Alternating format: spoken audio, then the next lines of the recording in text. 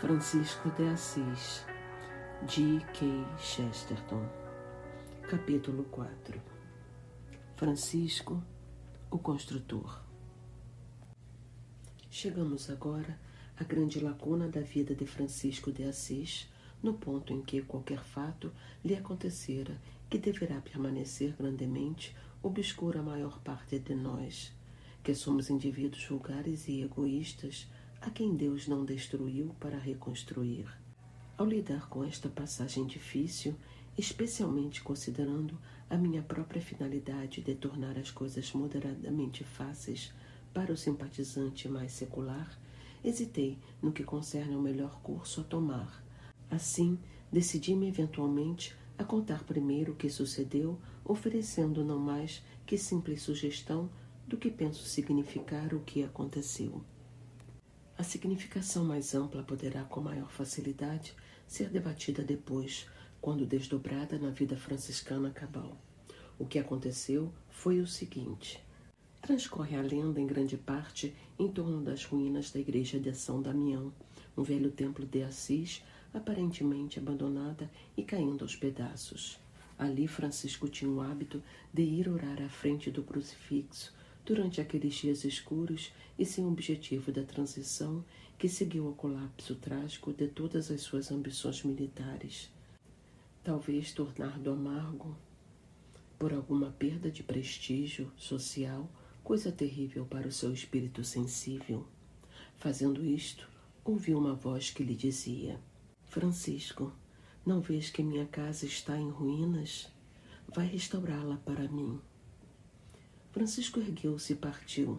Partir e fazer alguma coisa era uma das exigências da sua natureza impulsiva. Provavelmente ele teria partido e realizado a obra mesmo antes de haver inteiramente pensado no que fizera. Seja como for, o que fizera fora coisa muito decisiva e, desde logo, eminentemente desastrosa para a sua singular carreira social. Na linguagem grosseira e convencional do mundo que não compreende, ele roubou. Do seu próprio ponto de vista entusiástico, ele estendeu ao seu venerável progenitor, Pedro Bernardone, o invulgar entusiasmo e inestimável privilégio de auxiliar, mais ou menos inconscientemente, na reconstrução da igreja de São Damião. De fato, o que ele fez foi, antes de qualquer coisa, vender o seu cavalo e, em seguida, várias peças de tecidos pertencentes ao pai, fazendo sobre elas o sinal da cruz, a fim de indicar o destino piedoso e caritativo que levaram. Pedro Bernardone não interpretou as coisas sob essa luz. Pedro Bernardone realmente não tinha grande luz com que ver as coisas, tanto quanto dizia respeito ao gênio e temperamento do seu extraordinário filho. Em vez de entender em que sorte de fôlego e chama de apetites abstratos o rapaz vivia, em vez de simplesmente mostrar-lhe, como o sacerdote fez mais tarde, o ato indefensável que praticara com a mais louvável intenção, o velho Bernardone tomou a questão do modo mais rígido, do modo literal, legal. Tinha absoluto poder político como um pai pagão e ele próprio aprisionou o filho como um ladrão vulgar. Pareceria que o brado encontrara eco no seio de muitos com quem antes o desventurado Francisco fora popular, e no esforço de construir a casa de Deus só logrou ter contra si a sua própria e jazer enterrado sob as ruínas. A briga arrastou-se tristemente por várias fases. Em certa hora, o inditoso jovem parece ter desaparecido sob a terra, por assim dizer, nalguma caverna ou adega escura, onde ficara metido desesperançosamente nas trevas. De qualquer maneira, foi o seu mais lúgubre momento. O mundo inteiro tinha virado. O mundo inteiro estava sobre ele. Depois que saiu, foi somente aos poucos que talvez alguém percebeu que algo lhe houvera sucedido. Ele e o pai foram chamados ao tribunal do bispo, pois Francisco tinha recusado a autoridade de todos os tribunais legais. O bispo dirigiu-lhe algumas observações cheias do excelente bom senso que a Igreja Católica mantém permanentemente como esteio de todas as iniciativas audaciosas dos seus santos. Disse a Francisco que ele precisava inquestionavelmente devolver ao pai o dinheiro que bênção alguma poderia resultar de uma boa obra realizada à custa de métodos injustos. Em suma, para falar claro, o incidente terminaria então se o jovem fanático devolvesse o dinheiro ao velho Caturra. Uma nova atmosfera se estabeleceu ao redor de Francisco. Ele já não se sentia acabrunhado, nem muito menos rastejava, em tanto quanto se referisse a seu progenitor. Entretanto, as suas palavras, suponho, não indicam nem indignação ou insulto ostensivo, nem nada com a natureza de mera continuação da discórdia. Tem remota relação com a linguagem misteriosa do seu grande modelo, que tenho eu que ver contigo, ou até com o terrível não me toques. Levantou-se à frente de todos e disse: até aqui tenho chamado pai a Pedro Bernardone, mas agora sou servo de Deus. Não somente o dinheiro, mas também tudo o que se possa dizer dele devolverei a meu pai, mesmo as próprias roupas que me deu. Nisto arrancou todas as vestes, exceto uma, e todos viram que era cilício. Empilhou no chão as roupas e por cima delas atirou o dinheiro. Voltou-se em seguida para o bispo e recebeu-lhe a bênção como alguém que vira as costas à sociedade, e, de acordo com o relato, saiu como estava ao ar frio do mundo. Aparentemente, estava na ocasião um mundo de fato frio, pois havia neve na terra. Um detalhe curioso, imagino, que cheio de profunda significação, encontra-se no mesmo relato desta grande crise da sua vida. Ele saíra seminu com o seu cilício para os bosques de inverno, pisando o chão gelado entre as árvores nevadas. Um homem sem pai, sem dinheiro e sem país, ele a toda aparência não tinha ofício, plano ou esperança no mundo, e ao penetrar no mato gelado, pôs-se subitamente a cantar. Evidentemente foi observado como coisa notável que a língua na qual cantava era o francês, ou esse provençal que por conveniência chamava-se francês.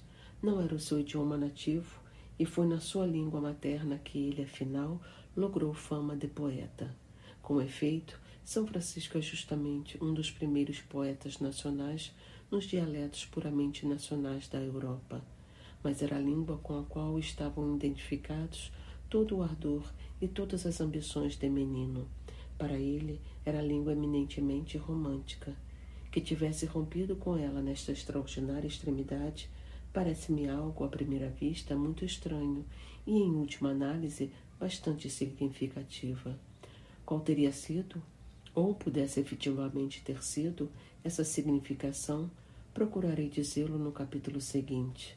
Basta indicar aqui que toda a filosofia de São Francisco revolvia em torno da ideia de uma nova luz sobrenatural sobre as coisas naturais, o que significava a recuperação final das coisas naturais, não a sua recusa final. E para o fim desta parte puramente narrativa da questão, basta registrar que enquanto vagueou pela floresta de inverno, no seu cilício, qual o mais selvagem dos ermitões, ele cantara na língua dos trovadores. No entanto, a narrativa naturalmente volta ao problema da igreja em ruínas, ou ao menos abandonada, que fora o ponto de partida do crime inocente do santo e punição beatífica. Esse problema ainda predominava na sua mente e em breve ele estava ocupando as atividades insaciáveis, mas eram atividades de diferente sorte, e não fez mais tentativas de interferir na ética comercial da cidade de Assis. Havia surgido nele um desses grandes paradoxos que são ao mesmo tempo vulgaridades. Compreendeu que o meio de construir uma igreja não era envolver-se em negociatas e em questões de direito legal, para ele coisa complicada. O meio de construir uma igreja não era pagar por ela com dinheiro alheio. O meio de construir uma igreja não era pagá-la, ainda que com dinheiro próprio. O meio de construir uma igreja é construí-la. Saiu a recolher pedras. A todos que encontrava, pedia que lhe dessem pedra. De fato, tornou-se um novo tipo de mendigo, invertendo a parábola. Um mendigo que não pede pão, mas pedra. Provavelmente, da mesma forma como lhe aconteceu repetidamente no curso da sua extraordinária existência, a própria extravagância do pedido lhe valeu certa popularidade. e toda a espécie de gente, ociosa e opulenta, teve simpatia pelo benevolente projeto, tal como se tratasse de uma especulação. Trabalhou com as próprias mãos na reconstrução da igreja, arrastando os materiais como uma besta de carga e aprendendo as últimas e mais duras lições do labor. Vasto número de histórias se conta de Francisco neste período, assim como em todo outro da sua vida. Mas para o nosso propósito, que é de simplificação, será melhor demorar um pouco nesta nova entrada definitiva do santo no mundo, pela porta grosseira do trabalho manual. Existe com efeito, através de toda a sua vida, uma espécie de duplo significado com a sua sombra projetada numa parede.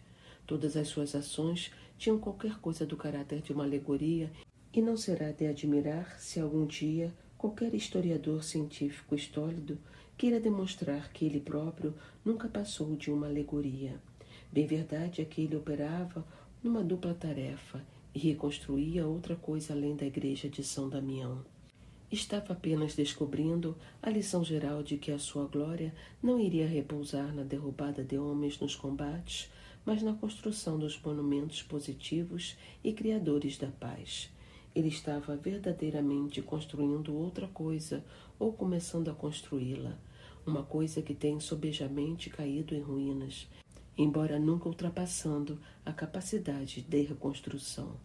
Uma igreja que poderia sempre reconstruir-se a despeito de carcomida a pedra fundamental contra a qual as portas do inferno não prevalecerão. A próxima fase do seu progresso marca-se provavelmente pela transferência que fez das suas energias de reconstrução arquitetônica à pequena igreja de Santa Maria dos Anjos em Porciúncula. Já tinha feito algo da mesma natureza numa igreja dedicada a São Pedro. E essa qualidade na sua vida, notada acima, que lhe deu o aspecto de um drama simbólico, levou muitos dos seus biógrafos mais devotos a notarem um simbolismo numérico das 3 igrejas. Havia, de qualquer forma, um simbolismo mais histórico e mais prático com respeito a 2 delas, pois a igreja original de São Damião foi, posteriormente, a sede da sua notável experiência de ordem feminina e do puro e espiritual romance de Santa Clara. E a igreja de Porciúncula permanecerá para sempre um dos grandes edifícios históricos do mundo. Foi ali que juntou o pequeno punhado de amigos e entusiastas. Foi a casa dos homens sem lar. Nessa ocasião, porém, não estava claro que ele tivesse ideia definida de nenhum desenvolvimento monástico semelhante. Em que data o plano terá surgido na sua própria mente é impossível dizer, mas a julgar pelos acontecimentos, assume primeiramente a forma da união de alguns amigos que se uniam a ele porque participavam da sua paixão à simplicidade. O relato sobre a forma da dedicação é, contudo, muito significativo, pois era o de uma invocação da simplificação da vida de que fala o Novo Testamento. A adoração de Cristo tem sido, desde muito tempo, parte da natureza apaixonada do homem.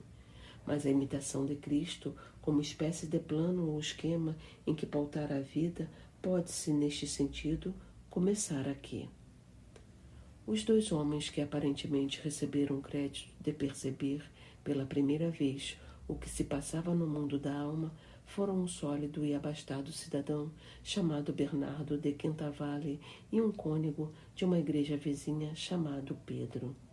É tanto mais para o seu crédito porque Francisco, se for lícito expressá-lo assim, chafurdava na pobreza e na associação de leprosos e mendigos esfarrapados, enquanto esses 2 eram homens que tinham muito a renunciar, um cheio de conforto mundano, outro de ambição na igreja. O rico cidadão Bernardo chegou literalmente a vender tudo quanto possuía a fim de dar aos pobres. Pedro fez ainda mais, pois desceu de uma cátedra de autoridade espiritual, provavelmente quando já era pessoa madura e, por conseguinte, de hábitos mentais fixos, para acompanhar um jovem extravagante a quem a maioria tinha em conta de louco. Isso de que tinham conseguido um vislumbre e cuja glória Francisco tinha visto, poderá sugerir-se mais adiante, tanto quanto seja capaz de sugestão. Neste momento, Não é preciso professarmos ver além do que viram todos os residentes de Assis, e ademais uma coisa inteiramente indigna de comentários. Os cidadãos de Assis só viram um camelo passar em triunfo pelo buraco da agulha e Deus fazendo coisas impossíveis, porque para ele todas as coisas são possíveis. Unicamente um sacerdote que rasgara sua vestimenta como publicano e não como fariseu, e um ricaço que partira alegremente porque não tinha posses. Dizem que essas três figuras fizeram para si uma espécie de cabana ou caverna próxima ao hospital de leprosos. Ali falavam entre si nos intervalos de trabalho e perigo, pois era necessário coragem 10 vezes maior para cuidar de um leproso do que para lutar pela coroa da Sicília. Em termos de sua vida nova e quase como crianças que se comunicavam em alguma língua secreta.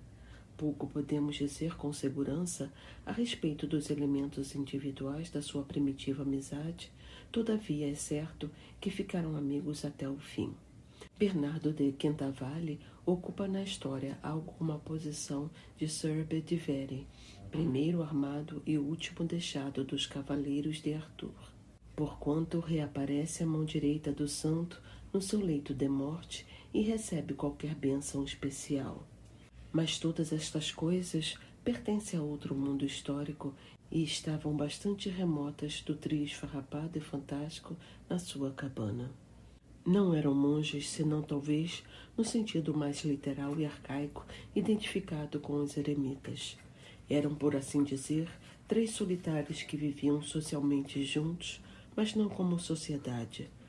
Tudo parece ter sido intensamente individual, conforme se vê do exterior indubitavelmente individual ao ponto da insanidade. A agitação de qualquer coisa que tinha em si a promessa de um movimento ou de uma missão pode-se, pela primeira vez, sentir na questão do apelo ao Novo Testamento. Era uma espécie de source virgiliana com aplicação à Bíblia, uma prática não desconhecida dos protestantes, se bem que aberta à sua crítica, crescia antes uma superstição dos pagãos. De qualquer maneira, abri-las ao acaso parece quase o oposto de procurar-se um texto nas Escrituras. Todavia, São Francisco certamente as abriu ao acaso. De conformidade com uma história, ele simplesmente fez o sinal da cruz sobre o volume do Evangelho e abriu em 3 lugares, lendo 3 textos. O primeiro foi a lenda do homem rico, cuja recusa em vender os seus haveres dera ensejo ao grande paradoxo do camelo e da agulha. O segundo era do mandamento aos discípulos de nada levarem consigo na jornada, nem alforje, nem cajado, nem dinheiro. O terceiro falava, para ser literalmente crucial, que o seguidor de Cristo deve também levar a sua cruz. Há uma história um tanto semelhante de Francisco achar um desses textos, quase por acidente, meramente ouvindo o que acontecera ser o Evangelho do dia.